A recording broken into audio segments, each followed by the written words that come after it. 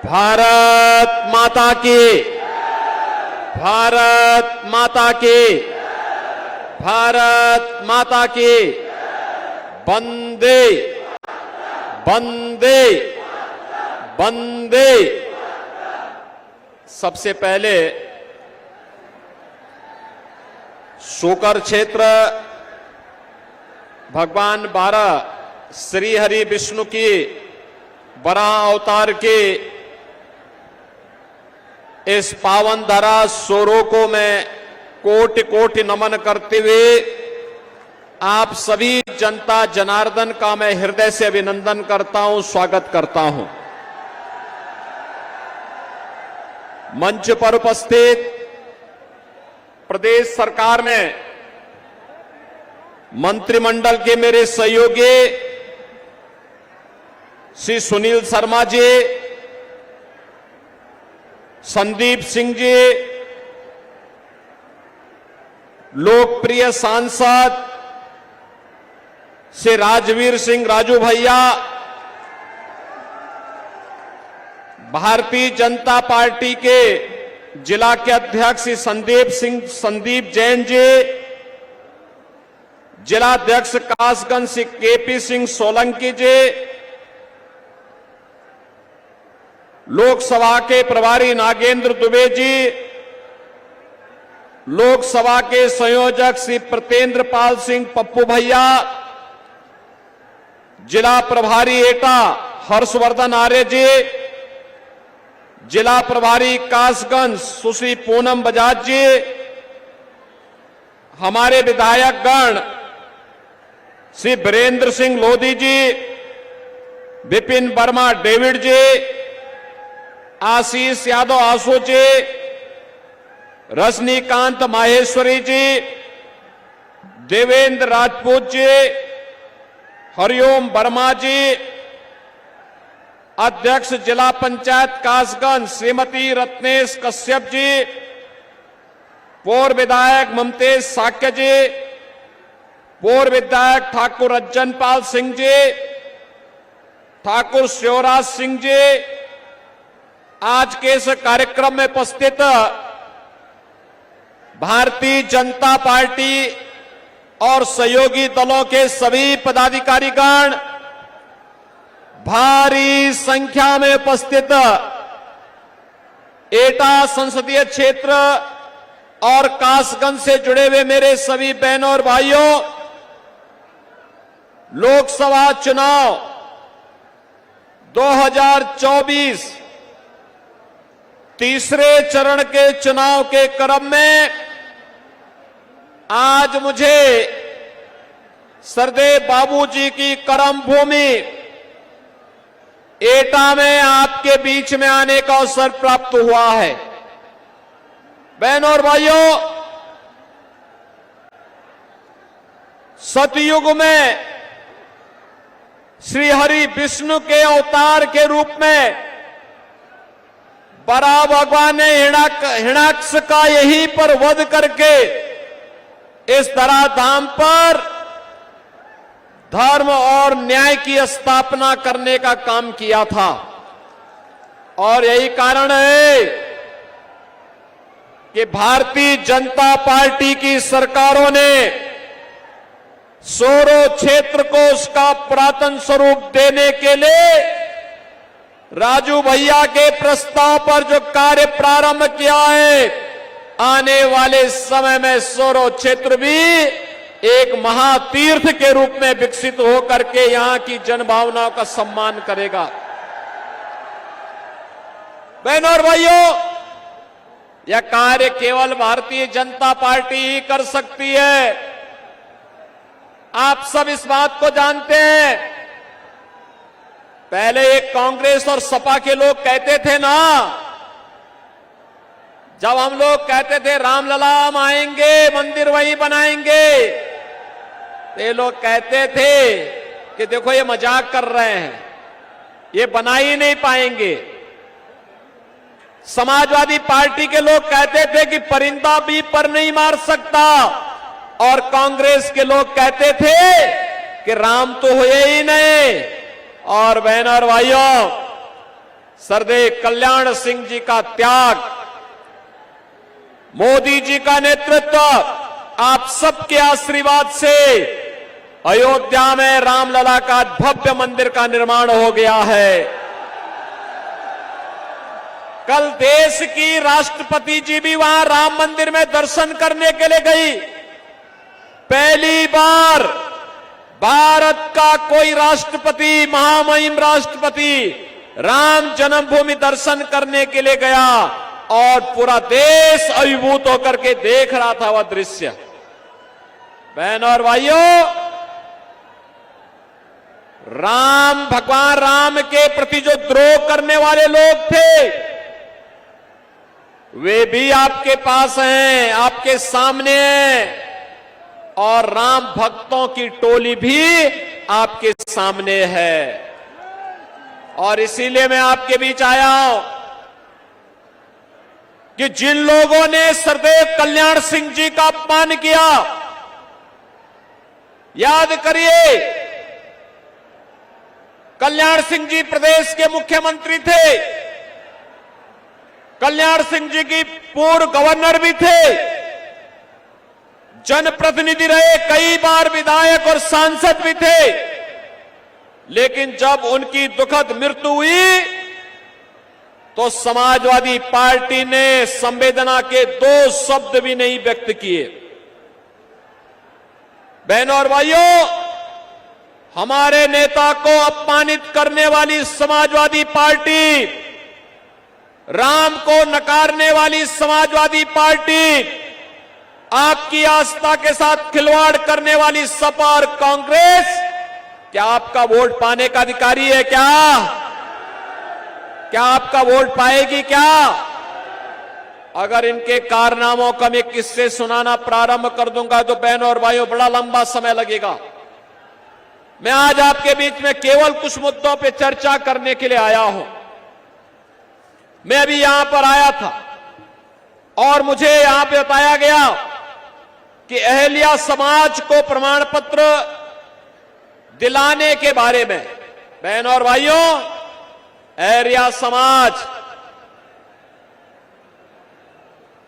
आजादी के 2-3 वर्षों तक, 4-5 वर्षों तक उन्हें आरक्षण का लाभ मिल रहा था। कांग्रेस की शरारत के नाते उनको उनकी मूल जाति से आरक्षण की सुविधा से वंचित करने का पाप कांग्रेस ने किया है, कांग्रेस ने। और याद करिए, अहल्या समाज को मैंने स्वयं लखनऊ बुलाया था और उनके बारे में मैंने स्वयं भारत सरकार को प्रस्ताव भेजा है कि इनको भी अनुसूचित जाति की सुविधा का लाभ मिलना चाहिए।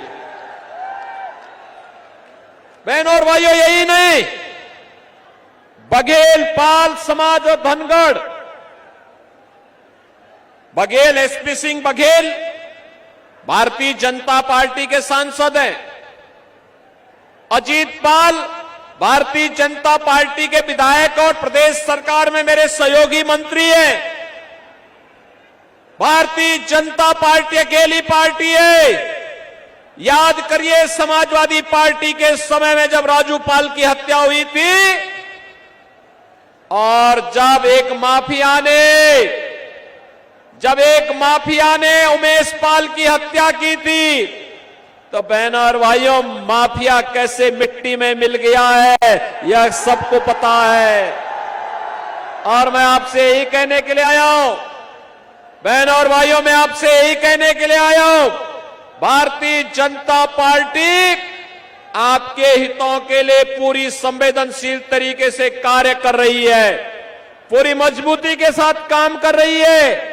ये चुनाव में हमें व्यक्ति नहीं देखना है, जाति नहीं देखनी है, मत और मजहब नहीं देखना है। चुनाव में हमें केवल मोदी जी को देखना है। पूरे देश के अंदर एक ही आवाज है। कल मैं महाराष्ट्र में था, परसों में वेस्ट बंगाल में था।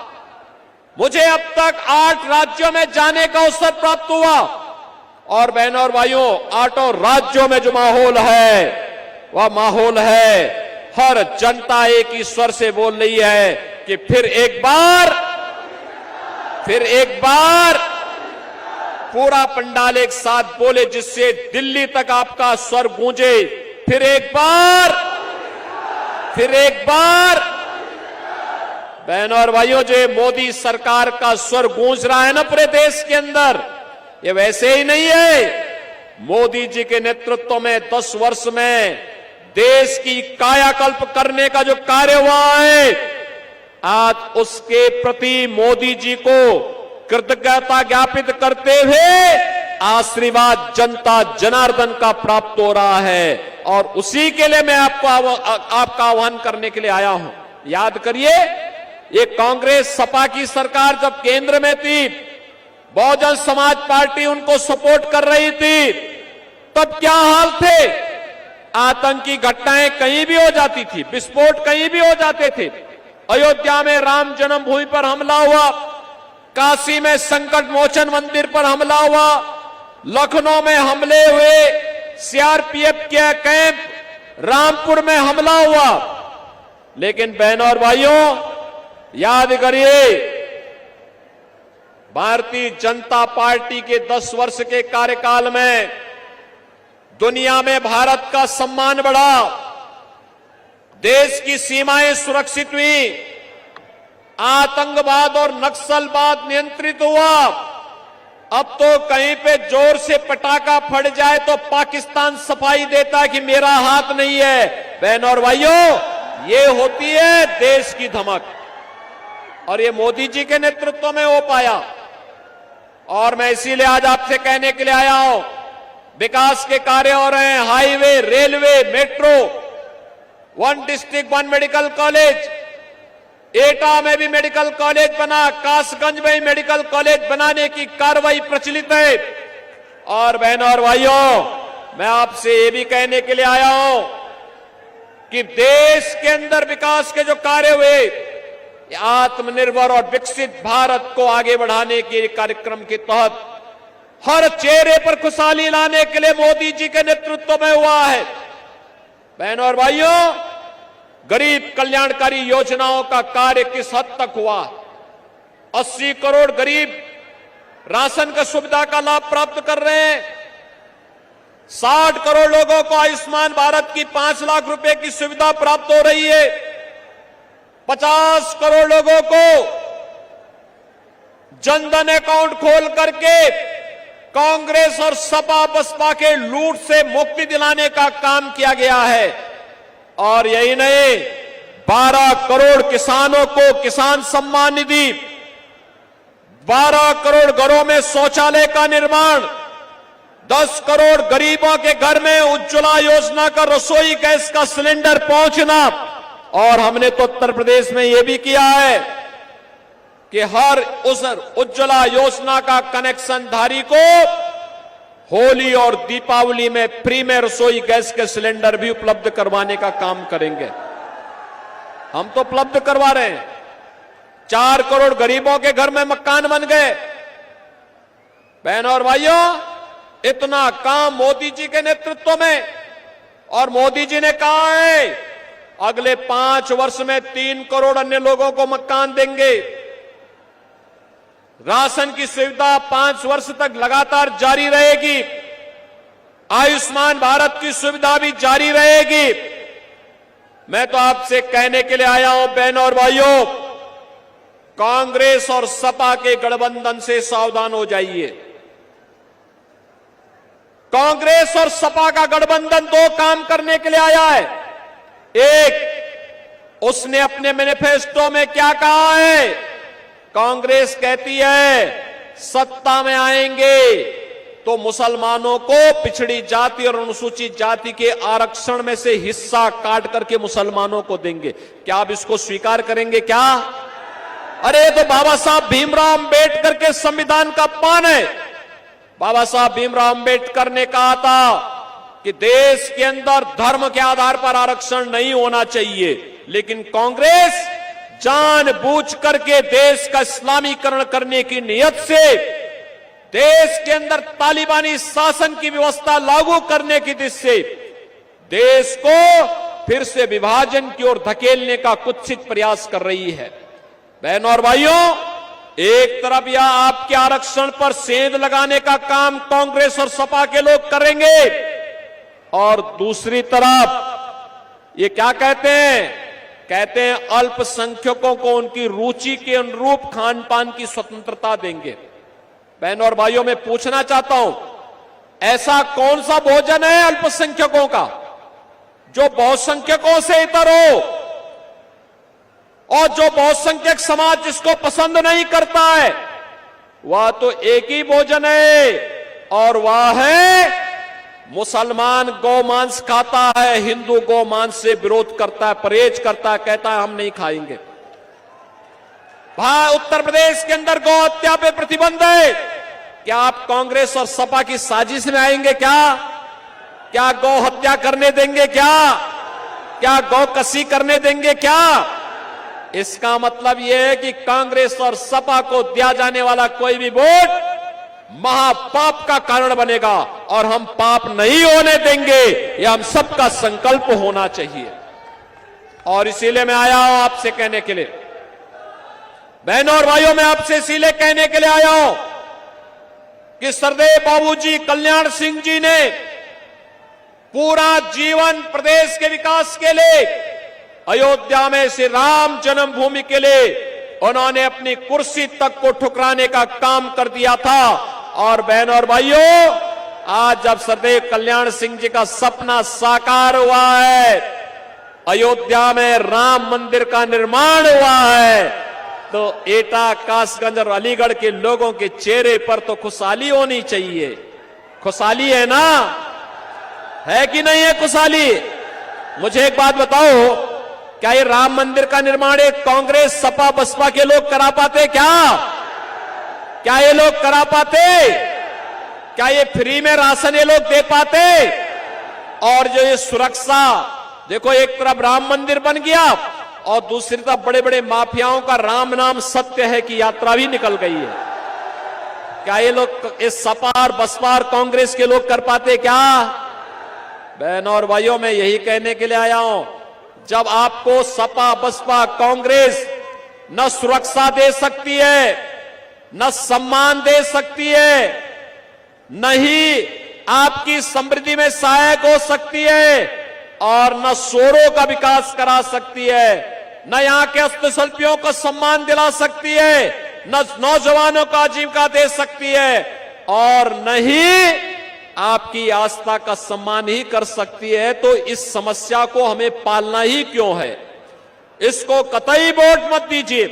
मेरी आपसे अपील होगी, राजू भैया को भारतीय जनता पार्टी और एनडीए ने अपना प्रत्याशी बनाया है, अपना दल भी है, निषाद पार्टी भी है, निषाद पार्टी सपोर्ट कर रही है, अपना दल सपोर्ट कर रही है, राजभर पार्टी समर्थन कर रही है और राष्ट्रीय लोक दल भी समर्थन कर रही है।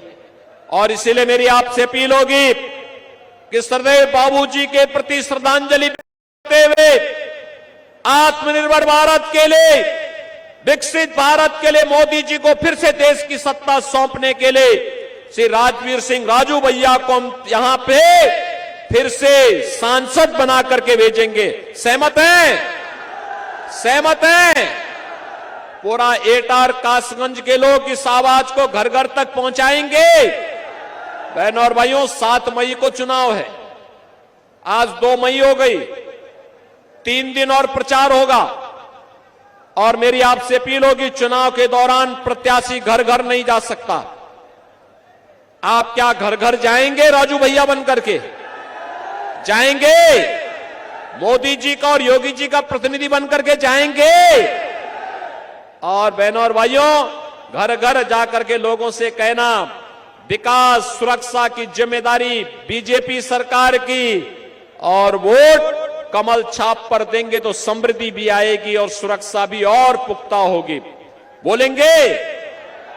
बोलेंगे? 7 मई को पहला मतदान, फिर जलपान के संकल्प के साथ आगे बढ़ेंगे, अधिक से अधिक मतदान करवाएंगे, भाजपा को जिताएंगे। तो मेरे साथ बोलेंगे, भारत माता की, जहां तक आवाज जा रही है दोनों हाथ उठा करके बोलेंगे भारत माता की, भारत माता की, भारत माता की, वंदे वंदे वंदे, जय श्री राम, जय जय श्री राम।